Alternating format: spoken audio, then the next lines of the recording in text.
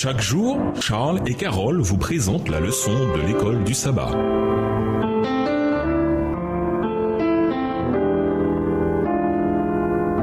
Bienvenue dans votre émission Dieu nous parle. Nous voilà à la leçon de dimanche, la loi. Lisons Romains 3, le verset 31. Qu'affirme Paul ici? Pourquoi cette affirmation est-elle importante pour nous en tant qu'adventistes? Romains 3, verset 31. Anéantissons-nous donc la loi par la foi? Loin de là, au contraire, nous confirmons la loi. Dans ce passage, Paul déclare avec insistance que la foi ne réduit pas à néant la loi de Dieu. Néanmoins, même ceux qui gardaient la loi, y compris toutes les lois de l'Ancien Testament, n'étaient jamais sauvés par cela. La religion de l'Ancien Testament, comme celle du Nouveau, a toujours été une religion de la grâce de Dieu accordée aux pécheurs par la foi. Lisons Romains 4, versets 1 à 8. Comment ce passage montre-t-il que même dans l'Ancien Testament, le salut s'obtenait par la foi et non par les œuvres de la loi? Romains 4, les versets 1 à 8. Que dirons-nous donc qu'Abraham, notre père, a obtenu selon la chair?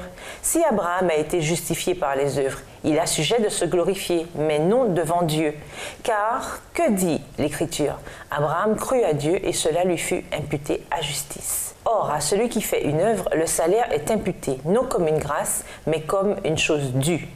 Et à celui qui ne fait point d'œuvre, mais qui croit en celui qui justifie l'impie, sa foi lui est imputée à justice. Verset 6. De même, David exprime le bonheur de l'homme à qui Dieu impute la justice sans les œuvres. Heureux ceux dont les iniquités sont pardonnées et dont les péchés sont couverts. Heureux l'homme à qui le Seigneur n'impute pas son péché. D'après ce récit de l'Ancien Testament, Abraham a été considéré comme juste parce qu'il crut Dieu. Par conséquent, l'Ancien Testament lui-même enseigne la justification par la foi. Ainsi, toute implication que la foi, réduisant à rien en grec katargéo, rend inutile, invalide, la loi est fausse. Le salut par la foi fait partie intégrante de l'Ancien Testament. La grâce y est enseignée du début à la fin.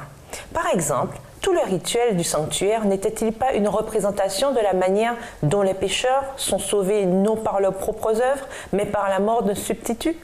De plus, comment expliquer que David ait été pardonné après la sordide affaire avec Bathsheba?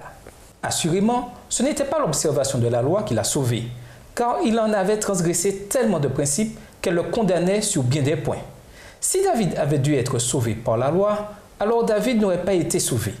Paul présente le retour de David dans la faveur divine comme un exemple de justification par la foi. Le pardon est un acte de la grâce de Dieu. Nous avons donc là tiré de l'Ancien Testament un autre exemple de justification par la foi. En fait, beaucoup de gens étaient devenus légalistes dans l'ancien Israël, mais la religion juive a toujours été une religion de grâce. Le légalisme en était une perversion et non sa fondation.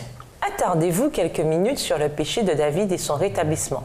De Samuel, les chapitres 11 et 12 et Psaume 51. Quelle espérance pouvez-vous retirer de cette triste histoire? Y a-t-il une leçon ici sur la manière dont nous devrions traiter dans l'Église ceux qui sont tombés? Et nous vous laissons avec cette question de réflexion. Si, selon les Écritures, tout individu a été formé et est né dans l'iniquité, comment alors sommes-nous sauvés? Au revoir. Et à demain si Dieu veut. Dieu nous parle. Chaque jour, Charles et Carole vous présentent la leçon de l'école du sabbat.